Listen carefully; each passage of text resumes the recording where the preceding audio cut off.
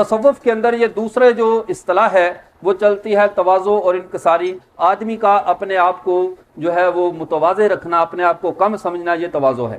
لیکن جو نرمی سے بولے، دھیمے لہجے سے بات کرے، اور اس کو ہر آدمی ایسا عاجز نہیں ہوتا جو بھی ڈھیلی سی بات کرے اور آپ کے سامنے جی جی کرتا پھرے، یہ عاجز نہیں ہے. بعض جی جی کرنے والے متکبرین سے بھی زیادہ متکبر ہوتے ہیں. اصل عاجزی یہ ہے آدمی اپنے نفس کے اندر اپنے آپ کو سب سے کم سمجھے اور دوسروں کو بڑا سمجھے. لیکن عاجزی کا مطلب ذلت بھی نہیں ہے کہ کوئی ذلیل کرتا رہے کہ نہیں میں تو اللہ کا عاجز بندہ ہوں، یہ عاجزی نہیں ہے. اور متکبر کے سامنے تکبر کرنا بھی عبادت اور عاجزی میں شامل ہے. اگر آپ کے سامنے کوئی متکبر اور نواب بیٹھا ہے تو آپ اس کے ڈبل تکبر کا مظاہرہ کریں، یہ بین ہی عاجزی ہے. لیکن اپنے دل میں یہ بات ہو کہ میں کچھ نہیں ہوں، صرف اس کا دماغ ٹھیک کرنے کے لیے ایسا کر رہا ہوں. اور دوسری چیز یہ عاجزی کی ایک پہچان حضرت تھانوی علیہ الرحمہ نے ارشاد فرمائی ہے. انہیں فرمایا کہ اگر پتہ کرنا ہو یہ عاجز حقیقی عاجز کون ہے اور 2 نمبر عاجز کون ہے، کس نے عاجزی کی صرف دکان کھولی ہوئی ہے اور کون حقیقت میں عاجز ہے. فرمایا بعض لوگوں کو عادت ہوتی ہے مجلس میں بیٹھیں گے بڑے گناہ گار بندے ہیں جی، بس اللہ معاف کرے، بڑے گناہ گار ہیں، بڑے فاسق ہیں، اللہ ہی معاف کرے، اللہ اکبر، میں بس بتاتا نہیں ہوں کتنا گناہ گار ہوں، کتنا میں برا آدمی ہوں. یہ بظاہر اپنے آپ کو برا، گناہ گار، سارا کچھ کہہ رہے ہوتے ہیں. حضرت تھانوی میں آپ صرف ان کو اتنا کہہ دیے حضرت آپ جیسے فرما رہے ہیں اس سے بھی ڈبل ہیں، آپ کیوں پریشان ہو رہے ہیں.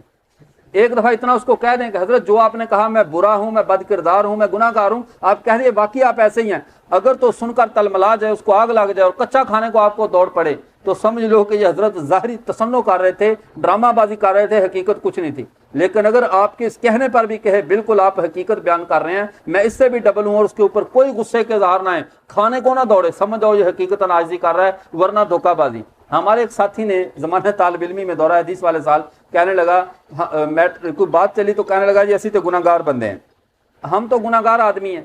تو میں نے اس کو صرف اتنا کہا، میں کہا نہ گناہ کیا کرو، تمہیں کسی نے لکھ کر دیا کہ تم نے گناہ ہی کرنے، انسان بن جاؤ. میں نے صرف اتنا کہا. جب اس نے کہا میں بڑا گناہ گار آدمی ہوں، تو میں نے کہا نہ گناہ کیا کرو، حکیم نے علاج بتایا گناہ کیا کرو. اب فوراً کہا تم بڑا حاجی ہے، بات سمجھ، تم بڑا حاجی ہے. میں نے کہا میں حاجی ہوں یا غیر حاجی ہوں یہ ایک علیحدہ موضوع ہے، لیکن محترم آپ نے جو عاجزی اختیار کی ہے اور عاجزی اختیار کرنے کم از کم اس پر پورے تو اتریں. ابھی آپ کہہ رہے ہیں میں بڑا گناہ گار ہوں، وہی بات میں نے کہہ دی کہ نہ کیا کرو گناہ کو، حکیم نے لکھ کر دیا تو کہا تم بڑا حاجی ہے. تو یہ پہچاننے کا طریقہ حضرت نے بتایا. اور یہ عاجزی اور منکسر المزاج ہونا، آدمی کا اپنے آپ کو مارز خطر میں ہر وقت رکھنا، یہ تصوف کی ایک اصطلاح ہے. اس کا ثبوت حدیث مبارکہ سے بھی ہے.